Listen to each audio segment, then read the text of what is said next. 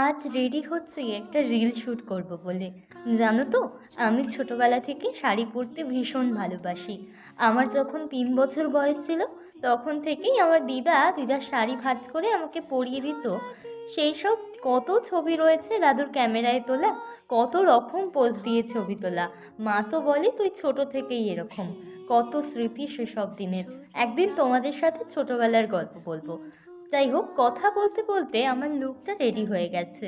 রিলটাও আমি সাথে আপলোড করে দিলাম। এটা আমার ফাইনাল লুক। আলো ভরা কালো চোখে কি মাধুরী, গো কি মাধুরী, মন চাহে যে ধরা দিতে